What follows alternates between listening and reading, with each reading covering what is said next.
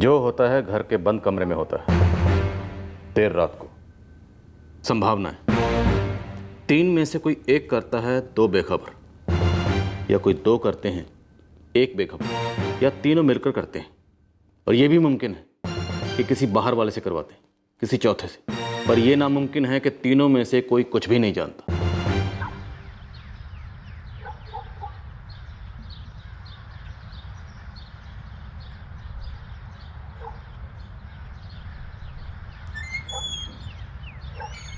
बेटा,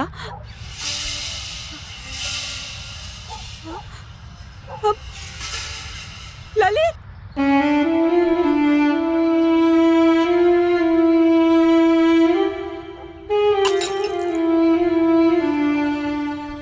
ललित को आंख खुलते ही चाय पीनी पसंद थी। रोज उसके कमरे में सुबह मैं ही चाय लेकर जाती हूँ। आज भी मैं उसके कमरे में अंदर गई तो ललित!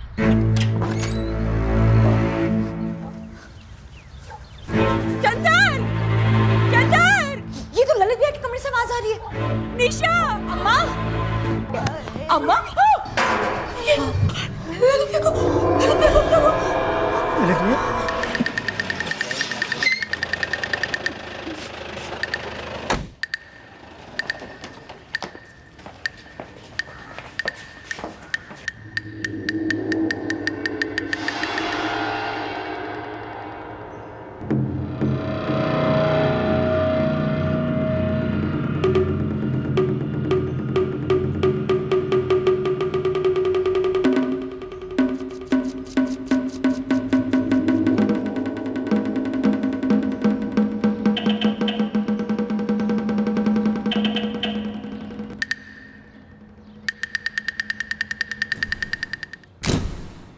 मैंने दरवाजा खोला जरूर, पर मुझे ये याद दिया कि दरवाजा पहले से खुला था या बंद। आपकी सास शांति जी, उन्होंने कुछ बताया आपको? कुछ देखा था उन्होंने? नहीं, कुछ भी नहीं बताया। जब अम्मा की आवाज़ आई तो मैं और चंदन अम्मा के कमरे की तरफ भागे, तो फिर लगा कि आवाज़ ललित भैया के कमरे से आ रही है।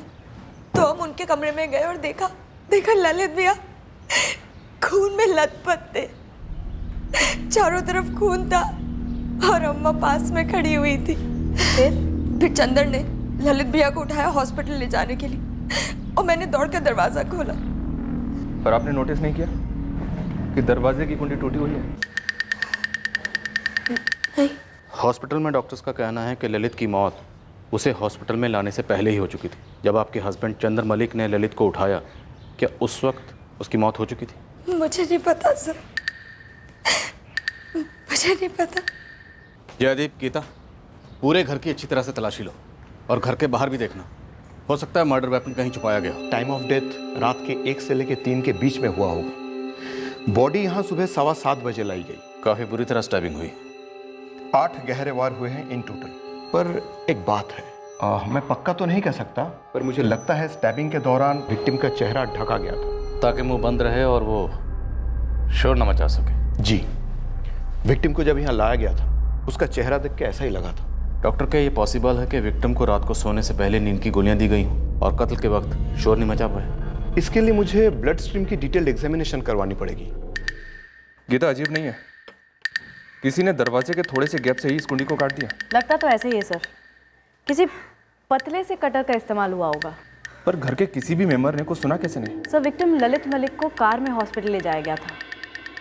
एक बार कार चेक करके देखें, शायद उसमें कुछ मिले।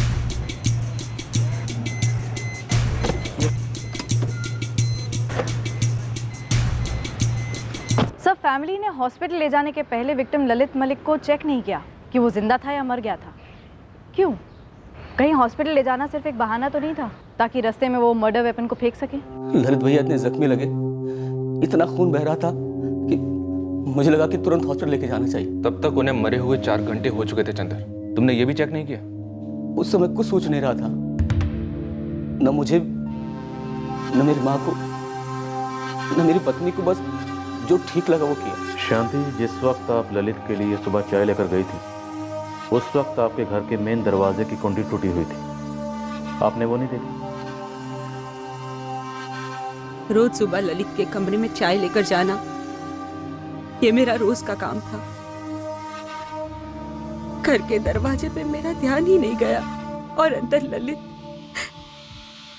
मेरा बेटा, ऐसी हालत में पड़ा था साहब, मुझे कुछ सूझा ही नहीं।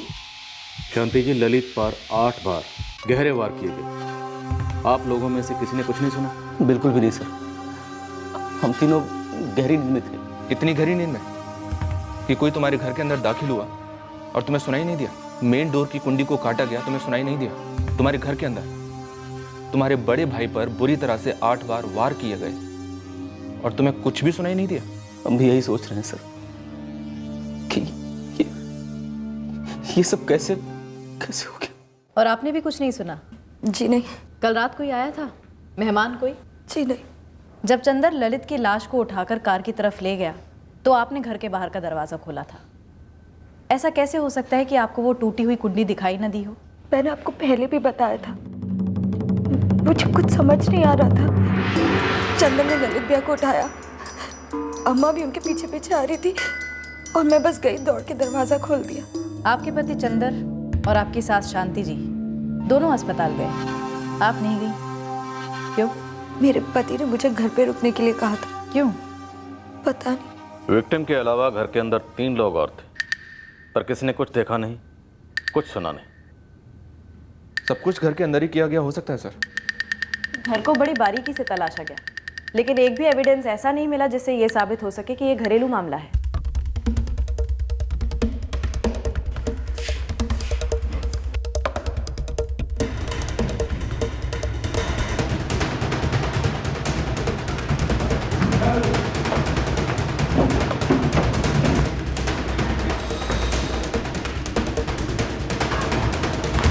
एक भी एग्जिबिट हाथ नहीं लगा सर, और 8 बार स्टैबिंग हुई ललित की। ये किसी एक आदमी का काम नहीं लगता सर। संभावना है 3 में से कोई एक करता है 2 बेखबर, या 2 करते हैं कोई एक बेखबर, या तीनों मिलकर करते हैं। और यह भी मुमकिन है कि किसी बाहर वाले से करवाते हैं, किसी चौथे से। पर यह नामुमकिन है कि तीनों में से कोई कुछ भी नहीं जानता। जयदीप, एक काम करो, ललित के छोटे भाई चंदर मलिक और चंदर की पत्नी निशा और उसकी माँ शांति, तीनों के चिट्ठे निकलवाओ।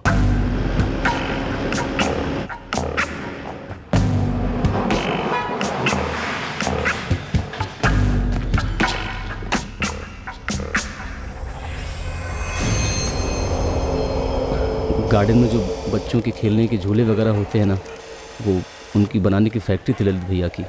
शुरुआत बहुत छोटे से यूनिट से हुई थी, लेकिन अब अच्छी खासी फैक्ट्री है। सर, मैं शीतल मेहरा, इस फैक्ट्री की मैनेजर। सुबह सुना ललित जी के बारे में, उन्हीं के घर जा रही थी जब आपने फ़ोन किया था। ये ललित मलिक इस फैक्ट्री के अकेले मालिक थे? जी सर, जहाँ तक मुझे मालूम है वही इस फैक्ट्री के सोल प्रोप्राइटर थे। कल रात को ललित मलिक का अपने ही घर में कत्ल हुआ? जी सर, मैंने सुना। अच्छा, ये ललित जी का भाई चंदर, माँ शांति और चंदर की पत्नी निशा, इन तीनों में से ऐसा कौन है जो ललित जी को मार सकता है, और क्यों? सर, मैं सिर्फ फैक्ट्री मैनेज करती हूँ, उनके पर्सनल लाइफ के बारे में मुझे कुछ भी नहीं पता। तो कोई और ऐसा है जो ये चाहता हो कि ललित जी का अंत इतना भयंकर हो? मुझे सच में नहीं पता है सर।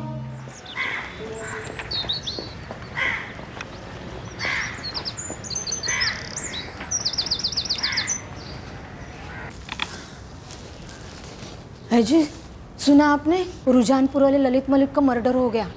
क्या बात कर रही है रजनी? हाँ, बाजार में तो यही बात चल रही है। कैसे हुआ माँ? पता नहीं कमल, बस सुना मैंने।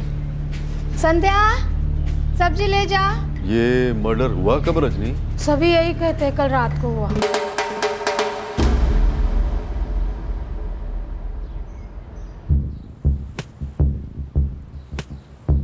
ललित और चंदर मलिक के पास कुल मिलाकर 45 एकड़ खेत। तो ये सारे खेत चंदर संभालता है? पहले कप्तान मलिक साहब थे, इन दोनों के पिता चंदर हाथ बटा दिया करता था, पर पिछले 3 साल से चंदर ही सारा काम संभाल रहा है, जब से कप्तान मलिक साहब गुजरे। तो ललित कभी खेत पर नहीं आता था? आज भी फैक्ट्री संभालेगा या अपने खेत में काम करेगा? ललित ने अपना बिजनेस पहले से करा था। लेकिन दोनों भाइयों में बड़ी अंडरस्टैंडिंग दिखती थी, झगड़े वगड़े की अफवाह भी नहीं रही।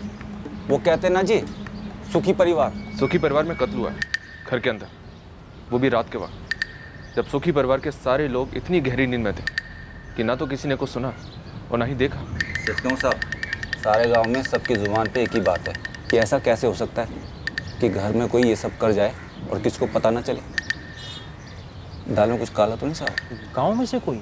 हाँ, गांव में से कोई हो सकता है। जो भी आया हो गांव का ही हो, या फिर बुलाया गया हो ये काम करने के लिए। गांव में से कोई क्यों करेगा भला? कहीं आपका इशारा इस तरफ तो नहीं है कि चंदर ने या उसकी बीवी ने या उसकी माँ ने किसी को बाहर से बुलाया हो ललित का कत्ल करने के लिए? ललित के मरने से उसकी फैक्ट्री और उसके हिस्से की जमीन किसे मिलेगी? वैसे तो ललित की पत्नी है, एक बेटा भी है। पत्नी और बेटा? जी। ये दोनों कहाँ थे? ना तो ये घर पे थे और ना ही क्रियाक्रम पे आए। बल्कि मलिक परिवार ने तो इस रिश्ते का जिक्र भी नहीं किया। रिश्ता टूट जो गया था। ललित और उसकी पत्नी दोनों अलग रहते थे और अब सुना है कि वो अपने बेटे के साथ चंडीगढ़ में गए। नारायणाय वासुदेवाय हरे परमात्मने प्रणतक्लेशनाशाय गोविंदाय नमो नमः। वासुनाथ वासुदेवस्य वासितं भुवनत्रयम्।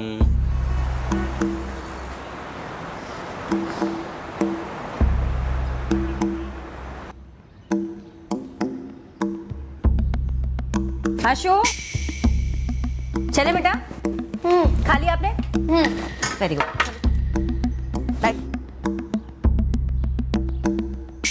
सर, ललित भैया और सुधा भाभी कुछ 8 साल पहले अलग हो गए थे। क्यों अलग हुए थे? सुधा भाभी बैंक में जॉब करती थी। जब उनका ट्रांसफ़र चंडीगढ़ हुआ तो वो भैया को छोड़कर चली गई। उनके डिवोर्स का केस अभी चल रहा है। 8 साल से? नहीं, 8 साल से नहीं सर, 2 साल पहले डिवोर्स के लिए एप्लीकेशन डाली गई थी, जो अभी भी कोर्ट में है।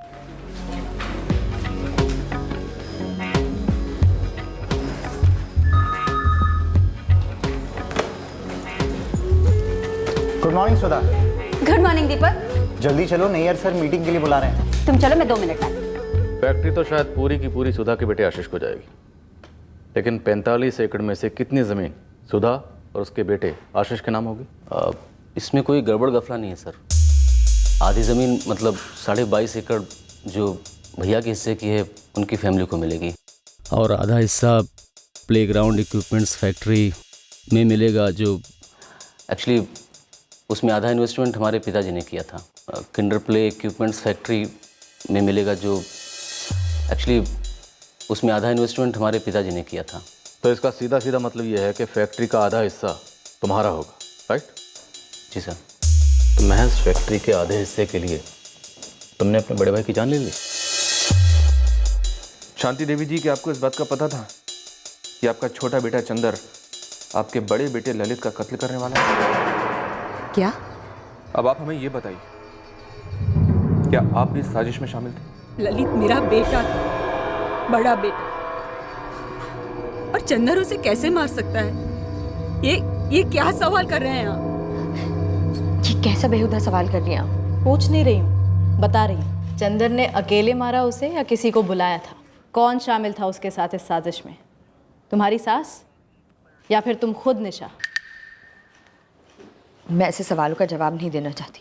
घर के अंदर कत्ल हुआ, तुम्हारे बगल वाले कमरे में, और तुम कहती हो कि तुमने कुछ देखा नहीं, सुना नहीं? जी नहीं। आप ये सोच भी कैसे सकते हैं कि मेरा छोटा बेटा अपने बड़े भाई का कत्ल करेगा, और वो भी जमीन और फैक्ट्री के लिए? ऐसा पहली बार तो नहीं होगा। अगर हुआ है तो, और आपके केस में हमें आप तीनों पर शक है कि आप तीनों ने मिलकर साजिश रची, बाहर से किसी चौथे को बुलवाया और कत्ल कर दिया ललित का। नहीं सर, मैंने किसी को नहीं बुलाया। अगर आपको विश्वास ना हो रहा हो, आप गांव में जाकर किसी से पूछ लीजिए। सर, हर कोई यही कहेगा कि हम दोनों भाइयों के बीच में बहुत प्यार था, कोई अनबन नहीं थी। हम लोग अपनी जिंदगी बहुत अच्छी तरीके से गुजार रहे थे। लेकिन ललित मलिक शादीशुदा था, उसका एक बच्चा है, ये पहले क्वेश्चनिंग में क्यों नहीं बताया? क्या बताता सर? ललित भैया सुधा भाभी और आशीष से पिछले 8 साल से नहीं मिले थे। दोनों के बीच में कोई बातचीत भी नहीं थी, ना कोई फोन ना कुछ। दरअसल उन दोनों का होना या ना होना हमारे परिवार के लिए कोई मायने नहीं रखता सर। लेकिन ललित मलिक का इस दुनिया में होना ना होना तुम्हारे लिए बहुत मायने रखता है, कि ललित मलिक के इस दुनिया में ना होने से तुम अब बहुत फायदे में हो। आप शायद देख नहीं पा रहे हैं सर, लेकिन सच्चाई यही है कि भैया के जाने के बाद से मैं बहुत दुखी हूँ।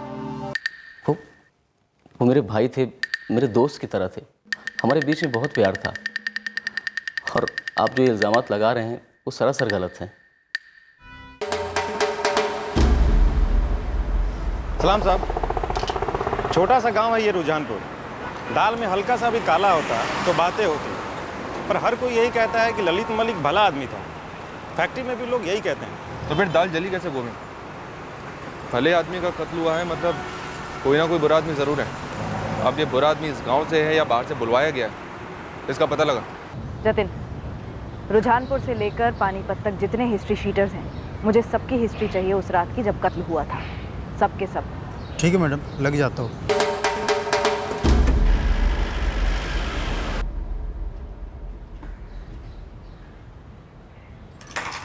अम्मा, चंदर, क्या आप लोगों ने सच में कुछ नहीं सुना? हद है कोमल, तू भी हमसे पुलिस वालों की तरह पूछताछ कर रही है। नहीं चंदर, मतलब मेरी कुछ समझ नहीं आ रहा है। घर के अंदर कमरे में ऐसे ललित भैया को आकर कौन मार सकता है? यकीन तो हमें भी नहीं होता है कि कोई ये सब कैसे कर गया, लेकिन जिस तरह से तू बात कर रही है ना, उससे तो यही लगता है कि मानो तुझे शक है कि भैया को हमने मरवाया।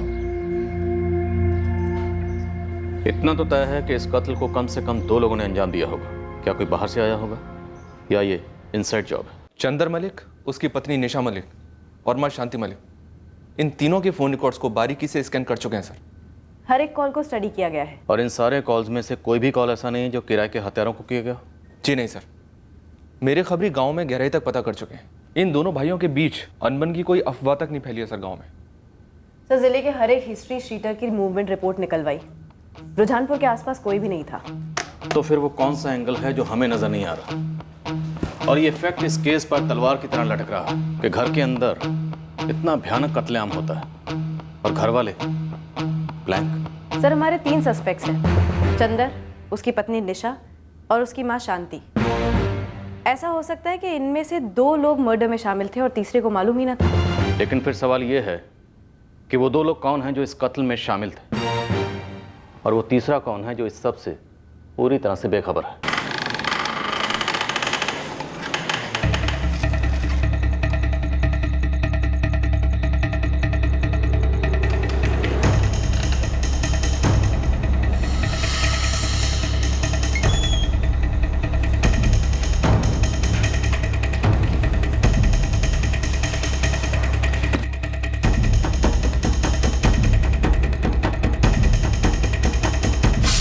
क्या ये मुमकिन है कि ललित जैसे हट्टे कट्टे आदमी को निशा बेड में दबोच कर रख पाई हो बिना किसी शोशराबे के?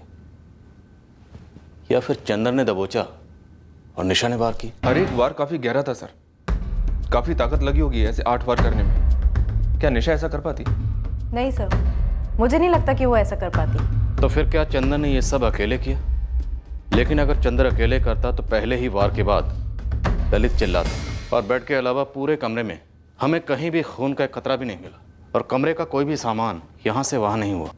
अगर चंदर मलिक ये सब अकेले करता तो ललित ज़रूर फाइट बैक करता, दोनों में झड़प होती, और इस झड़प से चंदर मलिक को चोट भी पहुँचती। चोट ना सही, कम से कम कोई छोटी मोटी खरोंच तो आती। राइट सर, और इस झड़प से काफ़ी आवाज़ें भी होती जो बगल के दोनों कमरों में निशा मलिक और शांति मलिक दोनों को सुनाई देती। क्या ऐसा हो सकता है सर कि तीनों ललित के कमरे में थे और मिलकर ललित को मार डाला? हॉस्पिटल जाते वक्त चंदर ने निशा को घर पर ही रहने को कहा। शायद निशा को मर्डर वेपन ठिकाने लगाने की जिम्मेदारी दी गई होगी और क्राइम सीन को साफ करने को कहा गया होगा। उसे वक्त भी मिला क्योंकि चंदर और शांति लाश को पहले लेकर हॉस्पिटल गए और उसके बाद उन्होंने हमें खबर दी। घर के मेन दरवाजे की कटी हुई कुंडी, क्या ये हमारी तहकीकात को गुमराह करने की कोशिश हो सकती है? शायद ये दिखाने के लिए कि घर के अंदर बाहर से कोई आए। या हो सकता है सर वाकई में किसी को बाहर से बुलाया हो, शांति, चंदर और निशा के कहने पर उसने कत्ल कर दिया। लेकिन सर प्रॉपर्टी के अलावा कोई क्लियर मोटिव भी तो नहीं बन रहा इन तीनों का। ललित मलिक की एक्स वाइफ सुधा, क्या वहां से कोई एंगल निकल सकता है? वो चंडीगढ़ में सेटल्ड है सर। बात करो उससे। इस एक्स वाइफ वाले एंगल को जरा गहराई से टटोलते हैं। जमीन और फैक्ट्री में ललित मलिक का हिस्सा तगड़ा मोटिव हो सकता है। अब ये मोटिव जिसके लिए सबसे ज्यादा मायने रखता होगा वही इस साजिश का पर्दाफाश करेगा। हाय। हाय। सो क्लाइंट के साथ मीटिंग कैसी रही? अच्छी रही। थोड़ा सा हिचकिचा रहा था इन्वेस्टमेंट के लिए, फिर मैंने कन्विंस कर लिया। Hope for the best. Brilliant. Coffee? 2 coffee.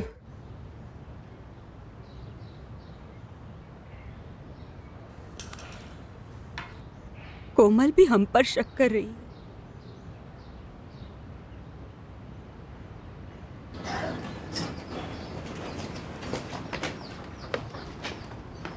साहब जी, बड़ी मशक्कत के बाद 2 खबरें निकलवा पाया हूँ। जल्दी से बता दे गोमे। पहली बात यह है साहब जी कि 13 अक्टूबर की रात से इस रुझानपुर गांव का एक बंदा गायब है। नाम? कोई आलोक शर्मा है।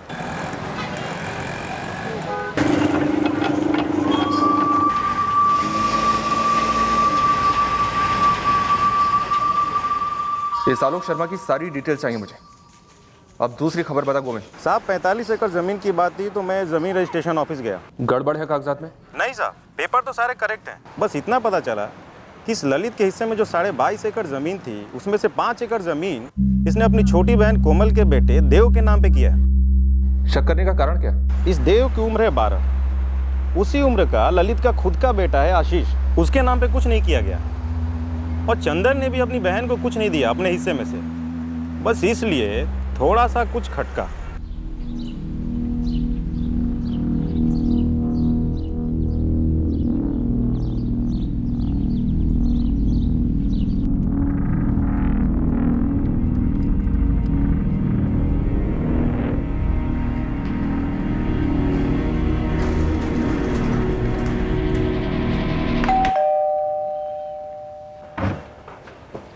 सुधा मलिक?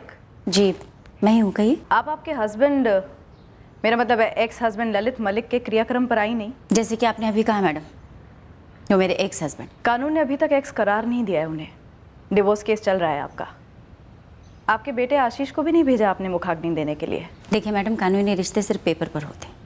पिछले 8 सालों से मेरा मिस्टर ललित या मलिक फैमिली से कोई भी लेना देना नहीं रहा है। लेना देना तो है मैम। अच्छी खासी ज़मीन और अच्छी खासी चलने वाली कंपनी में 50% स्टेक कानूनी तौर पर आपका और आपके बेटे का बनता है। मैम, एक टॉप बैंक में मैं एक सीनियर इन्वेस्टमेंट ऑफिसर हूँ। अच्छी खासी सैलरी है मेरी। फाइनेंशियली अपना और अपने बेटे का फ्यूचर सिक्योर कर रखा है। इसलिए कभी एक पैसे की उम्मीद नहीं की मैंने मिस्टर मलिक से। आप दोनों अलग क्यों हुए थे? सॉरी, थोड़ा पर्सनल है, नहीं शेयर करना चाहती। एक आदमी की मौत हुई है, पर वो आदमी हमारे लिए 8 साल पहले ही मर चुका था। आपके इमोशनल इतिहास के पन्नों पर वो मर चुका होगा ऑन पेपर, पर अब कानूनी तौर पर ललित मलिक का मर्डर हुआ है और आप हमारी सस्पेक्ट हैं सुधा जी।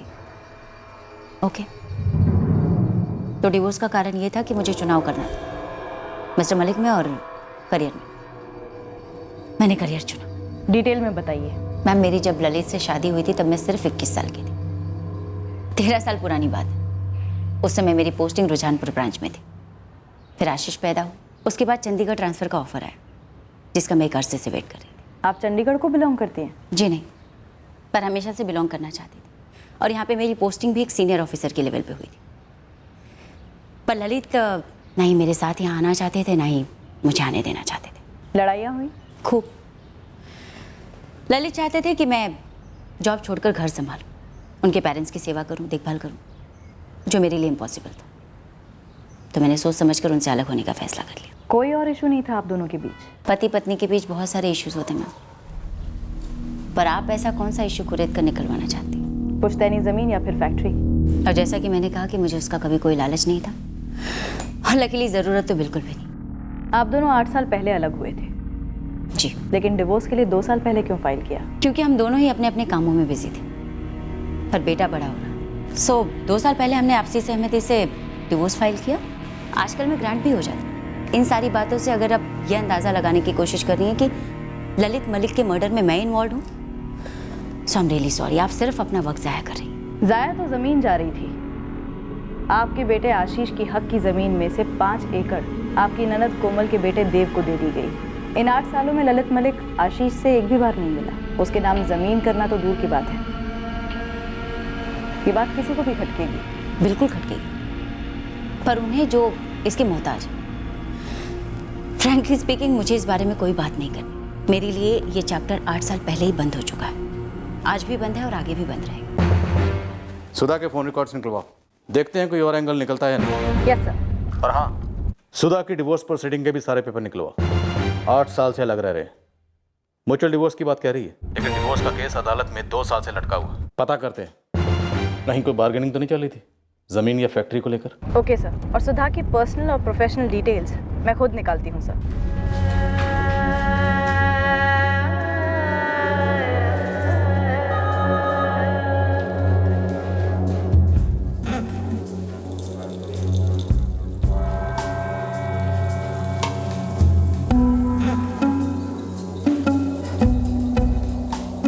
क्या बात है? और डाउन लग रही हो? Any problem? लेकिन क्यों? मेरा अपना भाई अपने इकलौते भांजे के नाम ज़मीन गिफ्ट क्यों नहीं कर सकता?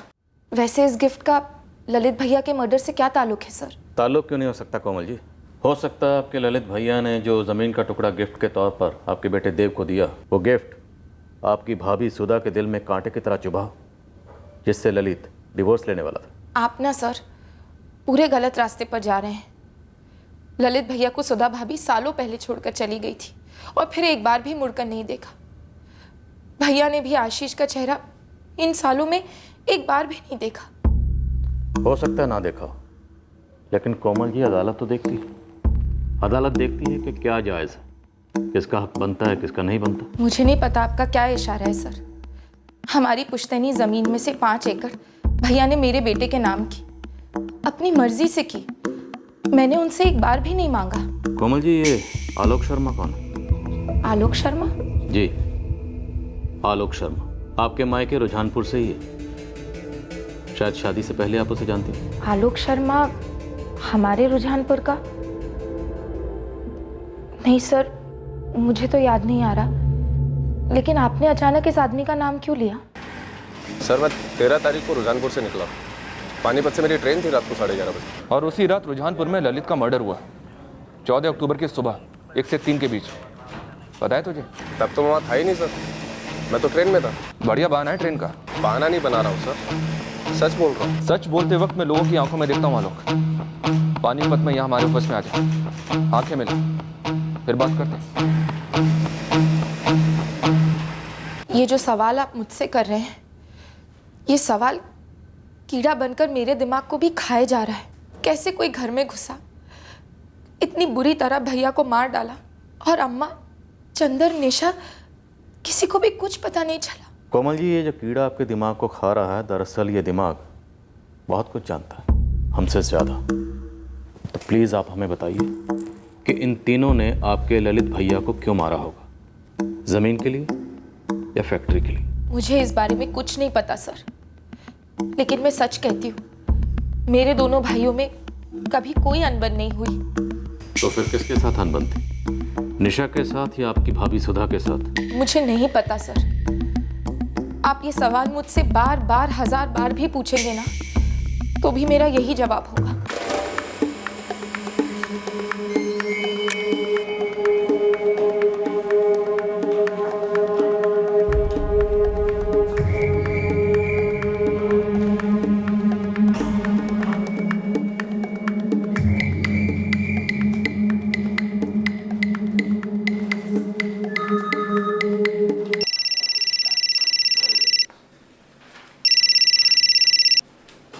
हेलो, मिस्टर दीपक भल्ला। स्पीकिंग। सीआईए पानीपत से assistant sub inspector Gita Singh बोल रही हूँ। जी बोलिए। सुधा मलिक के काफ़ी करीब हैं आप। जी हाँ, मैं उन्हें अच्छी तरह से जानता हूँ, हम कलीग्स हैं। आप चंडीगढ़ में रहते हैं? अभी मैंने आपसे कहा कि हम लोग कलीग्स हैं, एक ही ऑफिस में काम करते हैं। ऑफिस चंडीगढ़ में है। आपने किस सिलसिले में कॉल किया है? ललित मलिक के मर्डर के सिलसिले में। जानते थे आप उन्हें? जी हाँ, सुधा ने अपने एक्स हस्बैंड के बारे में बताया था। मर्डर के वक्त वो एक्स हस्बैंड नहीं थे? मतलब वो दोनों काफ़ी सालों से सेपरेटेड थे। दीपक जी, क्या ये इत्तेफाक है कि आप 12 से 15 अक्टूबर के बीच गोहाना में थे? जी हाँ, बिल्कुल गोहाना में था, लेकिन इसमें इत्तेफाक वाली क्या बात है? इत्तेफाक ये है कि गोहाना से रुझानपुर मुश्किल से 20 मिनट की दूरी पर है। क्या कर रहे थे आप वहाँ? मैडम, मेरी वाइफ का मायका है गोहाना। ओह, तो आप मैरिड हैं? बस इतनी जानकारी चाहिए थी हमें। Thank you.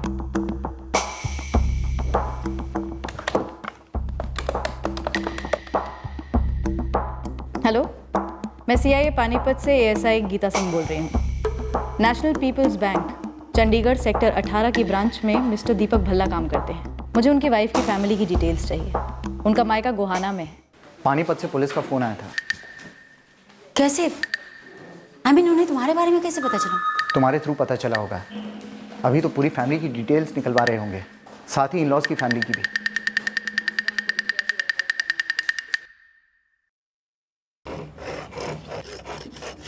किस तरह का कटर इस्तेमाल किया था तूने? काफी बारीक पतला सा रहा होगा, नहीं? जो दरवाजे के गैप से अंदर घुस गया। लिखा तो है 13 अक्टूबर, पानीपत से दिल्ली, डिपार्चर 11:30। सर जी मैं रात को 1:30 बजे दिल्ली पहुंचा और वहां से वापसी की ट्रेन ली ताकि मैं जल्द से जल्द पहुंच पाऊं। जल्द से जल्द? लेकिन 13 की रात को और 14 की सुबह तो तू यहीं था, रुझानपुर में।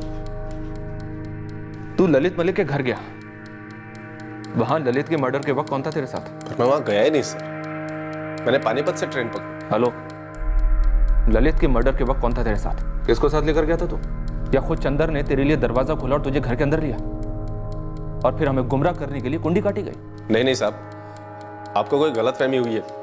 मैंने कोई मर्डर नहीं किया है, मेरी वापी में नौकरी लगी है। पूरी जिंदगी तूने यहाँ गुजारी रुझानपुर में, और ठीक 13 अक्टूबर को तू नौकरी करने के लिए वापी चला गया। साहब यहाँ मेरी हालत बहुत खस्ता थी साहब, इसलिए मेरे साले ने वहाँ कपड़ा बनाने वाली फैक्ट्री में मुझे काम दिलवा दिया। मेरे 2 छोटे छोटे बच्चे हैं साहब, इसलिए नौकरी मेरे लिए बहुत जरूरी थी। ललित के मर्डर के लिए कितने पैसे लिए तूने, या किसने दिए? चंदर ने या चंदर और निशा दोनों ने? क्या शांति देवी भी साजिश में शामिल थी? बोल। साहब मैं इन लोगों को जानता हूं क्योंकि ये रुझानपुर के हैं, लेकिन मेरा इनसे कोई वास्ता नहीं है। फिर ये लोग मुझे कोई भी काम करने के लिए पैसे क्यों देंगे? जितना मैं जानता हूं साहब, ललित और चंदर भाई हैं, दोनों एक साथ एक ही घर में रहते हैं। फिर चंदर अपने भाई को अपने ही घर में क्यों मार डालेगा? कुछ नहीं सर, ये आलोक शर्मा सच बोल रहा है। इसकी सारी डिटेल्स चेक की हैं। 13 अक्टूबर को इसका रुझानपुर छोड़ना केवल एक इत्तेफाक है। और सर दीपक भल्ला शादीशुदा है, सुधा से क्लोज है, मगर इतना क्लोज नहीं कि अफेयर वगैरह का इशारा हो। लेकिन कत्ल वाली रात उसका क्राइम सीन से 20 मिनट की दूरी पर अपने ससुराल गोहाना में होना, उससे भी कोई एंगल नहीं बन रहा। नहीं सर, मेरे सोर्सेज के हिसाब से दीपक भल्ला की इन्वॉल्वमेंट इस केस में नजर नहीं आ रही है। इनफैक्ट उसका गोहाना अपने ससुराल में होना एक इत्तेफाक था। इस केस में हमारे सामने कई इत्तेफाक आ रहे हैं, लेकिन अभी तक हमारे सामने ऐसा एक भी इत्तेफाक नहीं आया जो हमें ललित मलिक के कातिल तक पहुंचा सके। तो क्या हम एक परफेक्ट मर्डर का सामना करें? क्योंकि क्राइम सीन पर कोई क्लू नहीं। जिस घर में कत्ल होता है उस वक्त घर में 3 लोग मौजूद थे। किसी ने कुछ देखा नहीं, कुछ सुना नहीं। क्या ये कत्ल घर में से ही किसी ने किया? Inside job. अगर तोड़ना है तो चंद्र को तोड़ते हैं सर, पर अगर सवाल वहीं के वहीं बने रहेंगे तो उसके जवाब कैसे बदलेंगे?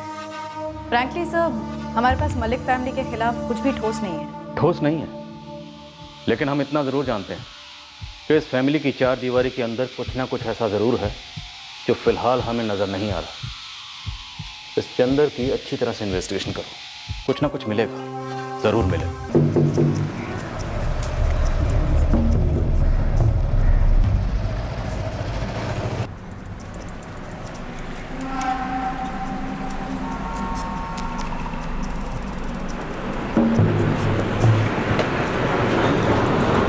कुछ पता चला?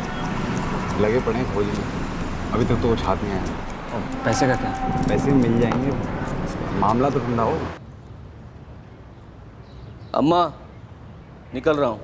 बेटा, वो फैक्ट्री से शीतल का फोन आया था। वहीं जा रहा हूँ अम्मा, वहाँ से खेत पे चला जाऊँगा।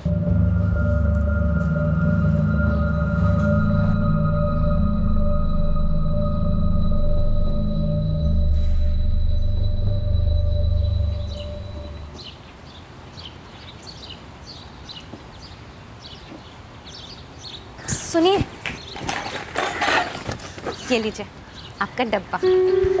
आज मेरा काम पे जाने का मन ही नहीं कर रहा है। अच्छा, शाम को रोटी भी तो खानी है ना, प्यार से पेट तो नहीं भरता है। तो दिल भी कहाँ भरता है? इतनी मुश्किल से मिला मुझे मेरा प्यार। बस कीजिए अभी, आप काम के लिए देर हो जाएगी, ठीक नहीं होगा। ओहो, जा रहा हूँ।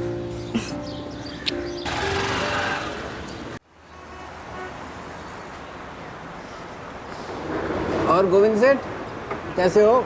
1 महीने से एक केस है मेरे हाथ में, लेकिन खबर है कि चिड़िया फुर। ऐसा कौन सा बड़ा केस है भाई? वो रुझानपुर है ना, पानीपत वाला, वहाँ पे एक ललित मलिक का मर्डर हुआ है। अरे वो मलिक परिवार, वो तो बड़े अजीब बंदे हैं यार। तू जानता है उन लोगों को? 4 साल पुरानी बात है, घर पे रडार लगाने का काम मिला था। क्यों? वो ललित मलिक का छोटा भाई नहीं है, चंदर मलिक। चंदर मलिक? अरे वो साहब लोगों की संदिग्ध लिस्ट में टॉप पे है। उसकी बीवी एक दिन घर से भाग गई थी। क्या बोल रहे हैं अभी? हाँ, 4 साल पुरानी बात है। साहब बोले तगड़ी टिप मिलेगी, पता कर घर में मांजरा क्या। लेकिन उसी वक्त पानीपत वाले साहब का फ़ोन आ गया, पुराने केस के लिए बुला लिया, तो वो काम छोड़ना पड़ा। तो ये चक्कर है।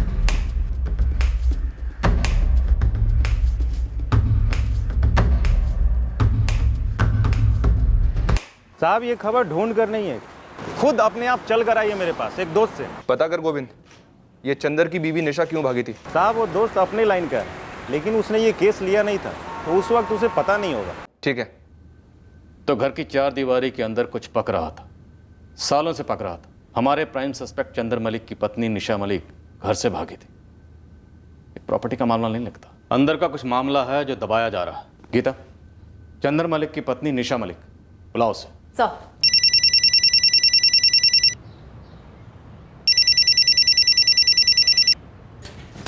हेलो निशा जी, हमें आपसे कुछ बात करनी है। किस बारे में? आप हमारे ऑफिस आ जाइए। पर बताइए तो किस बारे में? कुछ पूछना है आपसे, तुरंत आ जाइए। ठीक है।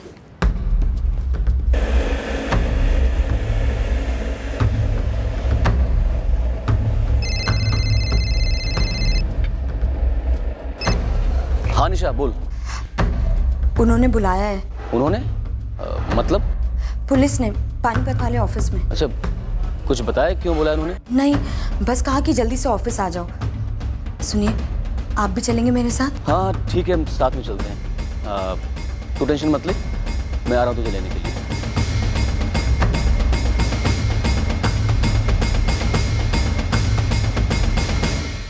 तहकीकात अब तक कत्ल के मकसद को लेकर गोल गोल चक्कर काटे जा रही थी, बिना किसी सुराग के जो कातिल पर रोशनी डालता। क्या यह हत्या इस कदर परफेक्ट तरीके से की गई थी कि इन्वेस्टिगेशन के 1 महीने के बाद भी पुलिस के हाथ बिल्कुल खाली थे? क्या चंदर की पत्नी के 4 साल पहले भागने की खबर ललित मर्डर केस के खाली खाते में एक नया हिसाब जोड़ने वाली थी? इन सारे सवालों के जवाब हमें मिलेंगे इस केस के दूसरे और आखिरी भाग में।